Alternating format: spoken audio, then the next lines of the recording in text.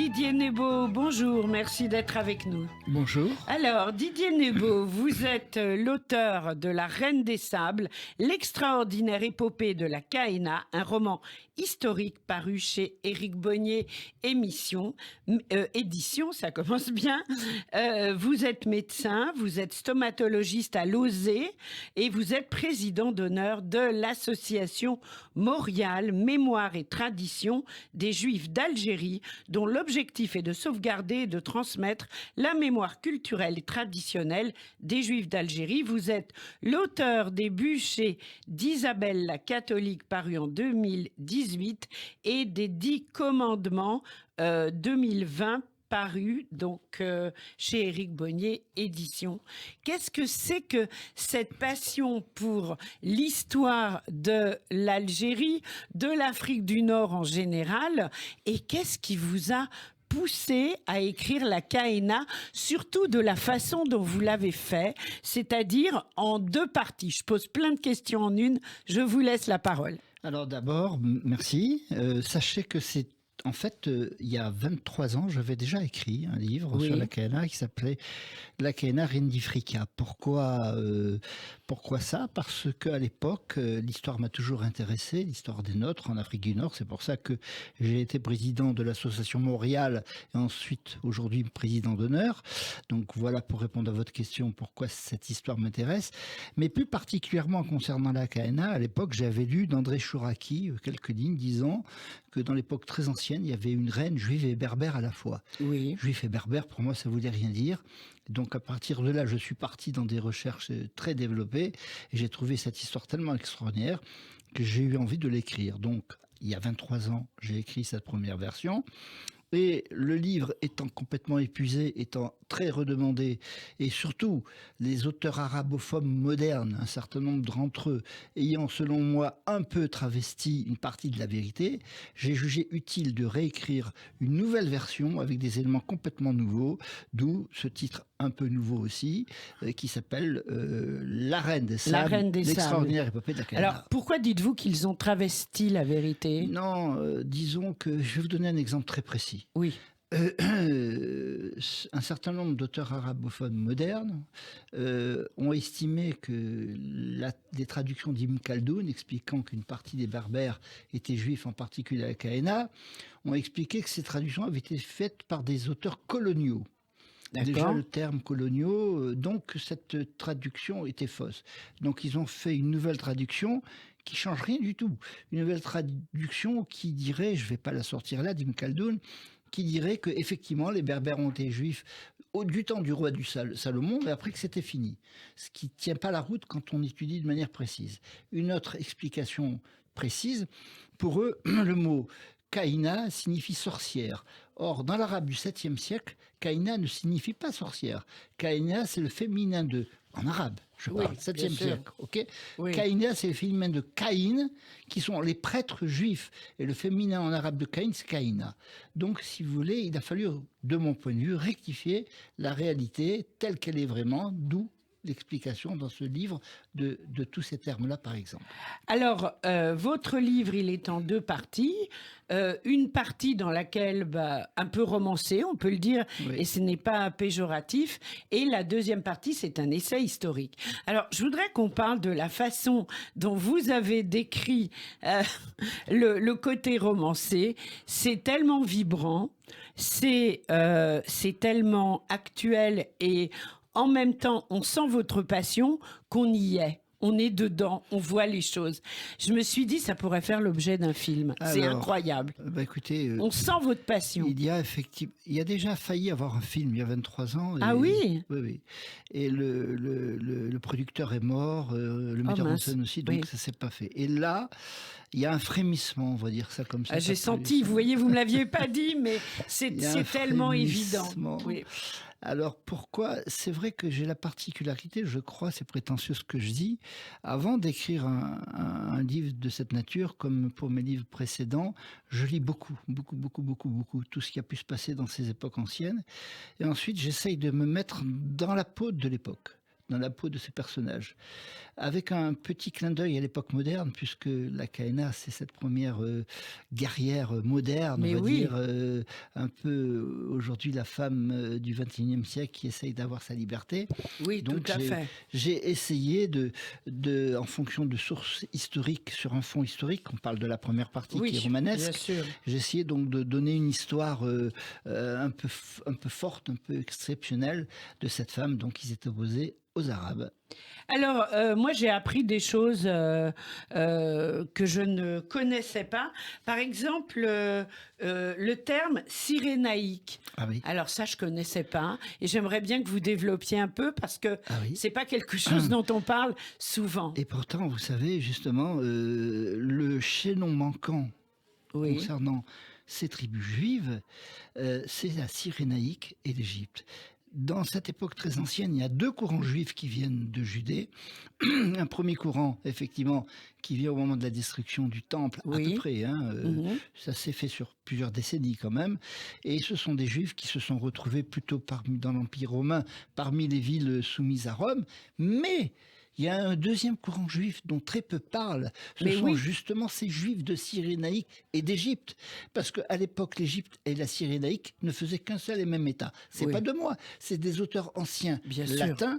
Donc, j'ai la chance de maîtriser avec le Gaffio le latin. Mais Et oui. donc, j'ai la Vous chance- parlez, vous écrivez, vous comprenez le latin couramment? je comprends. Non, avec le Gaffio quand même, bien Ah, sûr. d'accord. Oui, oui, bien sûr. Sinon, Oui, c'est oui. pas possible. Oui. Mais donc, bref, pour revenir, il y a eu ce deuxième courant juif de Cyrénaïque et d'Égypte qui était là depuis, qui avait été déporté par Ptolémée Soter. Donc ça remonte à plusieurs siècles en amont. Et il y avait une population juive qui était majoritaire en Égypte en Cyrénaïque. En 115, ils se sont la Cyrénaïque, c'est une partie de la Libye. En 115, ces Juifs se sont révoltés contre les Romains, qu'ils ont chassés. Et en 118, les Romains sont revenus dans cette Égypte, dans cette Cyrénaïque, ont contre-attaqué, ont battu ces tribus juives et berbères. Parce Mais qu'il oui. y avait un temple, c'est très compliqué en quelques minutes d'expliquer tout Non, mais ça. vous pouvez un peu Ah, développer, donc, on a le temps. il y avait donc un temple, le temple d'Onias, parce Oui. qu'à l'époque où le temple de Judée avait été détruit par les Séleucides, avait été confisqué pour être transformé en temple consacré à Zeus. Donc le Les fils, Séleucides, c'est l'histoire de Hanouka. mais complètement. On est Et à on cette, ne j'ai sait pas- reconnu, on est dans cette Mais époque. c'est ça. On ne sait pas qu'à ce moment-là, Onias III, qui était le grand prêtre qui a été assassiné par les Séleucides, enfin Oui. par les sbires des Séleucides, Onias IV, le fils d'Onias III, est parti en Égypte. C'était également des Grecs, mais opposants aux Séleucides. Il a obtenu l'autorisation de construire un temple, le temple d'Onias. Et ce que vous ne savez pas, c'est que quand le temple de Jérusalem est redevenu licite, on s'est retrouvé pendant 2 siècles et demi avec 2 temples. Un à Jérusalem et un en Égypte, qui a été dans un premier On temps n'en bien parle vu. jamais, en fait. Eh oui, qui a Et été bien pourquoi vu dans un premier temps, Pourquoi parce que, et dans un deuxième temps, qui a été mal vu, parce que il y avait des Libyens, c'est-à-dire ce qu'on Oui. appellera des Berbères, des païens, qui venaient dans ce temple. C'est ça. Ce qui Enfin, vous le explique- dites dans le livre. Absolument. Mais... Ce qui oui, oui.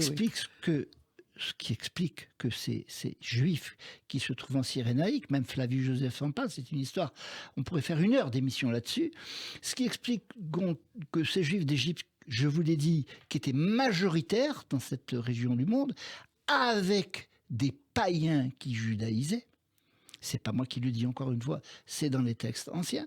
Ces Juifs, donc, avec ces païens, ont pris le pouvoir en 115, en 118, ils ont été battus et ils sont partis chasser les survivants, et nombreux, dans les steppes prédésertiques du Sahara pendant 4 siècles. Pourquoi ? Parce qu'il y avait les limes romains, il y avait les Romains, ils ne pouvaient pas remonter dans le nord. Et ces tribus mixtes, donc, sur judéo-berbères, lorsque les Romains ont été chassés par les Vandales, ont pu remonter plus vers le nord. On est en 430 Oui. avant Jésus-Christ.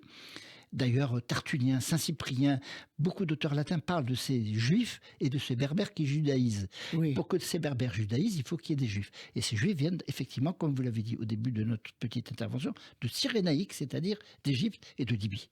Voilà. C'est juste passionnant. Et c'est vrai que j'ai un peu halluciné quand j'ai vu l'histoire des 2 temples. Moi, je connaissais personnellement, alors je manque peut-être de culture dans ce domaine, mais je pense qu'on est très nombreux à ne pas avoir su qu'il y avait 2 temples. C'est à Léontopolis, du côté d'Alexandrie. Oui. Et donc, j'ai vu des photos. Il reste des traces, si vous voulez, sur le sol, parce que tout a été détruit. Les Romains ont détruit en Mais 70. il reste des traces quand Oui, même? Oui, oui, Ah oui. oui, oui. Les Romains ont détruit en 70 le temple de Jérusalem. Et en 70, 71, 72, beaucoup de zélotes sont partis en Égypte parce qu'il restait un autre temple. Même un temple D'accord. avec des païens qui judaïsaient, mais un autre temple. Et en 73, ils ont détruit ce deuxième temple qui était en Égypte. Ouais, c'est assez incroyable. Combien de temps avez-vous mis à reconstruire cette histoire? Parce que, Plusieurs années. ah oui, ça m'étonne pas, parce qu'il s'agit d'une reconstruction Oui, d'histoire. plusieurs années. Parce qu'on ne peut pas, quand on écrit un livre pareil, on est obligé de lire les auteurs, les traductions. Je ne parle pas l'arabe, les auteurs arabes. Mais pour moi, ça ne suffit pas. Parce que le problème avec les Arabes, c'est que l'histoire commence au 7e siècle, c'est-à-dire à leur arrivée. C'est comme Oui. si avant le 7e siècle, il n'y a pas d'histoire.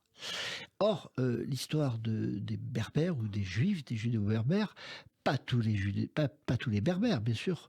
C'est entre 20 et 30% à peu près le nombre de juifs qui sont arrivés de Cyrénaïque et également de Judée.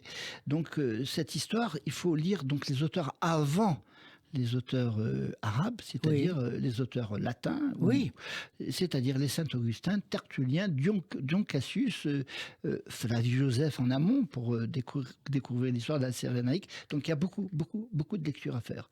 Et après, on a le fil conducteur qui est incroyable. Et vous avez été tout seul pour tout lire et Ah oui. vous êtes fait aider, non? Non, tout seul. D'accord. Et que moi, j'ai trouvé ça formidable de rajouter à la fin du livre un commentaire historique, purement historique, même si tout ce que vous dites dans la première partie l'est aussi, mais d'une façon rédigée d'une façon différente. Pourquoi avez-vous fait ce choix? De faire l'essai historique, Oui. vous voulez dire? Parce que justement, pour crédibiliser complètement le côté roman, le côté romanesque. Je crois Bien que c'est sûr. important quand on dit qu'une partie des Berbères étaient juifs et quand aujourd'hui vous avez des gens qui disent c'est pas vrai. Donc il est important de justifier tout ça par Bien un sûr. côté historique et d'auteurs indiscutables, qui n'ont pas été touchés par quelques problèmes politiques modernes que ce soit, donc les auteurs très anciens. Alors, ce qui est formidable, c'est que vous avez été Ah oui. interviewé pour Berbère TV, c'est ça? Ah là là, oui. Mais c'est Il y a pas important, longtemps, c'est ils très sont important. venus à plus que ça. Donc il y a 15 jours à peu près. Donc je reçois donc effectivement un appel de Berbère TV. Donc j'ai eu une interview de 52 minutes qui va être mise sur ma page Facebook dans pas longtemps. Elle est ouverte, votre page, tout le monde peut y aller? Ah ouais? Génial, ok. Non, mais Et là, c'est pour important de le dire aux pour l'instant, auditeurs. donc c'est une émission de 52 minutes quand même. Oui, hein. c'est énorme. 52 minutes. Et donc, j'étais dans leurs locaux, tout ça. Et l'émission de 52 minutes a été vue, écoutez-moi bien, parce que autant Berbère TV en France, c'est crypté, c'est-à-dire il faut payer, autant dans le Maghreb et même au Canada, c'est libre gratuit. d'accès. Eh bien, ça a été vu, je me suis fait répéter et reconfirmer, ça a été vu par 2 millions 600 000 personnes qui ont vu C'est énorme. l'émission. C'est absolument impressionnant et invraisemblable. Et du coup, avec des commentaires magnifiques. Mais ça m'étonne pas, moi je C'est suis très enthousiaste. Non, voilà, je suis estomaqué. Oui, mais c'est mérité quand même, hein, parce que vraiment, quel travail pour notre mémoire à tous, pour la mémoire collective, pour l'histoire avec un grand H aussi, Oui. parce qu'il y a eu peu de recherches aussi complètes sur ce thème. Alors, il y a une autre personne Ah oui. qui a été plus qu'enthousiaste sur ce livre, c'est Chaim Corsia, Oui. grand rabbin de France. Alors d'abord, il dit, c'est un travail vital pour notre histoire commune. Alors, je pense que, évidemment, on est d'accord. Il dit que vous avez raison de vous intéresser à la figure de légende de l'Afrique du Nord, la Kaena, car elle incarne la détermination à exister de ce monde du Maghreb avec sa part juive et peut-être, grâce à sa part juive, contre un envahisseur. Et Chaim Corsia rajoute, nous devons méditer ces temps où un demi-continent se reconnaissait à travers la foi d'une juive et à travers le courage d'une femme sans que personne ne trouve à y redire. C'est très très fort. Oui, je m'y attendais pas. En fait, je lui avais envoyé l'essai historique. Oui. Il m'a mis une petite ligne, le début là. Oui. J'ai dit, est-ce que je peux l'utiliser? Il m'a dit, je peux même faire plus. Et il m'a envoyé ce texte fort. Mais non, mais c'est un ouvrage qui provoque l'enthousiasme parce que c'est vrai, moi je vous dis, hein, j'ai découvert des choses. Vous avez vraiment soulevé des lièvres qu'on ne connaissait pas. Vous avez abordé des sujets dont on n'osait pas parler. Tout ça fait que votre livre a un immense succès. Oui, c'est vrai. Tout ça parce que effectivement, l'histoire est toujours pratiquement écrite par les vainqueurs. Oui, c'est vrai. Les vaincus, en l'occurrence, nous, à l'époque, pendant des siècles, on s'est tu. Et tout d'un coup, comme quand un de ces vaincus veut ouvrir les yeux et relever la tête, il se rend compte que cette histoire a été un peu tronquée, un peu. Et donc, il va écrire la vraie vérité. Et c'est l'objet de ce livre. Oui. La photo du livre est absolument magnifique. D'où vient-elle? Enfin, le tableau est splendide. Oui, c'est un tableau. C'est ça que mon éditeur a choisi. Je crois que c'est Judith. C'est juste une symbolique. Comme la Kaena, si vous voulez, va décapiter. On va le dire quand même son mari. Tout ça, c'est une histoire vraie que j'ai enjolivée peut-être, mais elle a décapité une des son premières mari. Féministes. En plus, une des premières féministes. Elle-même a été décapitée par Hassan, puisqu'en plus, la Kaena marque le tournant dans le Maghreb, comment dirais-je, un tournant fort, puisque c'est au moment où l'islam arrive. Elle s'est opposée donc à l'islam. Elle a d'abord gagné dans une grande bataille qui s'appelle la Mesquiana, et ensuite, malheureusement, elle a été battue. Elle a été, elle aussi, décapitée. Oui. Alors, son histoire d'enfance est assez incroyable. La façon dont vous le racontez, moi, ça m'a beaucoup touchée. C'est-à-dire que au départ, sa vie n'a pas été simple. Oui, c'est ça. Dans ces temps anciens, surtout être une femme, c'est pas quelque chose de facile. Non. Donc, pour pouvoir s'affirmer, il faut être très forte. Bien sûr. Et peut-être violente, puisque c'est malheureusement la violence qui prédomine dans ces temps anciens. Pas qu'au Maghreb d'ailleurs, mais beaucoup au Maghreb. Oui. Donc elle a été intransigeante dans plein de domaines. Alors vraiment un livre à découvrir absolument. D'autres projets, Didier Nebo, maintenant que ce livre est sorti, et si vous le souhaitez, j'aimerais bien que vous nous disiez quelques mots de Montréal. Ah oui, alors j'ai été président pendant 7 ans de l'association Montréal, Mémoire et Tradition des Juifs d'Algérie, dans laquelle nous avons un site qui est assez riche. Très riche. Oui, donc Serge Dahan... Je regarde régulièrement, c'est pour ça que je vous le dis. J'ai estimé qu'après 7 ans de présidence, il fallait laisser la place, parce que c'est pas bon de rester trop longtemps président. Après, on veut le pouvoir, etc., même si c'est un petit pouvoir, et c'est pas sain. Donc Montréal existe toujours. Je suis personnellement sollicité beaucoup pour des problèmes de mémoire. Je vous en dirai plus certainement à la rentrée. Oui. Donc, c'est ce qui m'importe maintenant. Je suis, vous l'avez dit, médecin à Lausée. J'ai arrêté, parce qu'il faut savoir arrêter là aussi, et me consacrer donc essentiellement aux livres d'histoire, à la mémoire. Les projets, donc, il y a des projets d'histoire, c'est vrai. Et j'ai beaucoup de conférences sur ce thème-là à la rentrée, beaucoup on se fera un plaisir de les annoncer. Il y a une chose qu'on a oubliée, Golda, le magazine magazine oui. qu'on adore à Radio J, vous avez 4 pages sur la Kaena. Oui, oui. Ça veut dire que là, vraiment, vous avez touché la cible également des femmes. Ah oui, oui, oui. Et parce qu'on Qui parle se de Golda, reconnaissent. tout à fait, oui, oui. Donc il y a 4 pages, je crois, magnifiques. Plus, il n'y a pas que ça. Golda a fait un petit, pour faire sa promotion, a fait un petit, comment dirais-je, un petit film. Un petit jingle, un petit film, avec un clip. un clip, Voilà. oui, avec la Kaena, tout à fait. Et on le voit sur la page Facebook Voilà, oui, tout à de fait. Golda. Oui. Voilà. Donc, on fait coup double. On lit Golda. D'abord, nos auditrices et nos auditeurs le savent. On se sent très proche et on fait régulièrement des émissions pour cette nouvelle revue franco-israélienne. En plus, 4 pages sur la Kaena, c'est formidable. Et vraiment. Ah oui, 4 pages en plus, traduites en anglais. Oui. Parce que ce que vous ne savez, Golda Ah bah sort si, on également. sait. Voilà. Bah si, on arrête. On travaille avec eux. Il y a le magazine en français et en anglais. Donc là, si vous voulez, j'ouvre Golda avec la Kaena. Donc. In English, et là, vous étiez très surpris. Oui, oui, très surpris. Eh bien, Didier Nebo, bravo pour tout cela. Merci pour notre mémoire à toutes et à tous. La Reine des Sables, l'extraordinaire épopée de la Kaena, un roman historique paru chez Éric Bonnier édition. Je l'aurais dit jusqu'au bout, j'aurais fait le lapsus, édition bien sûr. Et quand vous le souhaitez sur Radio J. Au revoir, merci. Merci. Et tout de suite,